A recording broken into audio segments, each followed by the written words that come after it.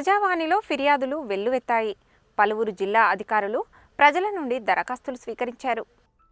ప్రజల నుండి నేరుగా ఫిర్యాదులు స్వీకరించి సత్వరం పరిష్కరించడానికి వీలుగా ప్రతి సోమవారం కలెక్టరేట్ సమావేశ మందిరంలో నిర్వహించే ప్రజావాణి కార్యక్రమంలో భాగంగా జిల్లా నలుమూలల నుండి తరలివచ్చిన ప్రజలు తమ దరఖాస్తులను అధికారులకు అందజేశారు.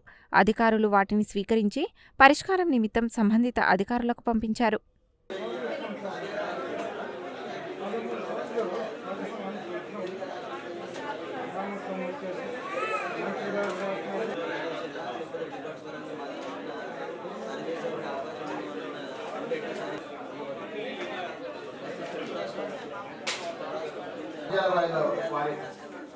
ప్రోగ్రామ్ లాంచింగ్ అయిపోయిన తర్వాత తిరుపతికి వెళ్ళారు.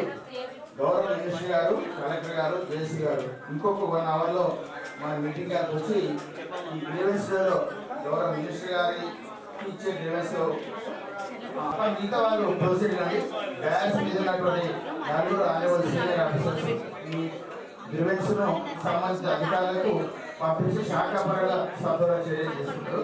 గౌరవ మినిస్టర్ గారి కోసం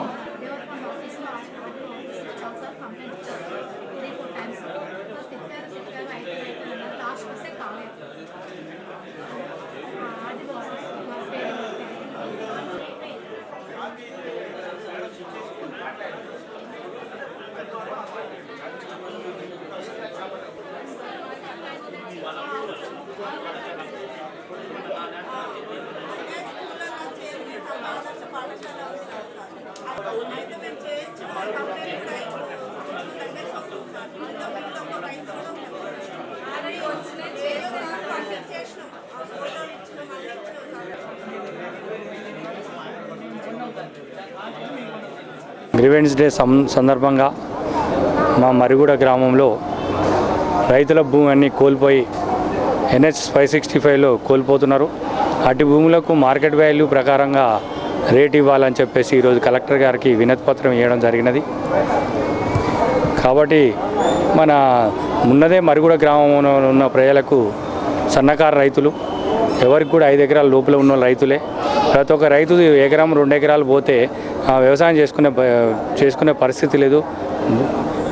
కావున జీవించే పరిస్థితి కూడా లేదు. కాబట్టి మరి ఎట్టి పరిస్థితుల్లో మరి పక్కన అంతా లేఅవుట్లు చేసి ప్లాట్లు చేసిన భూమి మేము వ్యవసాయం చేసుకొని బతుకుతున్నాం. కాబట్టి మరి అటు భూమికి మార్కెట్ రేట్ ప్రకారం వాల్యూ ప్రకారంగా ఒక దగ్గర 2 కోట్లు ఉంది, 3 కోట్లు ఉన్నది. ఎక్కడ ఏ వాల్యూ ఉంటే అక్కడ అంత వాల్యూ ఇవ్వాలని చెప్పి మనవి చేస్తూ మరి ఎవరో చెప్తే 9 లక్షల ఎకరం 12 లక్షలు 24 లక్షలు 27 లక్షలు అంటే మేము రైతులు భూమి నమ్ముకున్న పరిస్థితి ఉంది. కాబట్టి ఏ పరిస్థితిలో అటు ఇస్తే ఆ రేట్ ఇస్తే మాత్రం మేము రోడ్డు ఏనిచ్చే పరిస్థితి ఉండదు, రోడ్డుకి అడ్డంగా ఉండాల్సి వస్తుంది.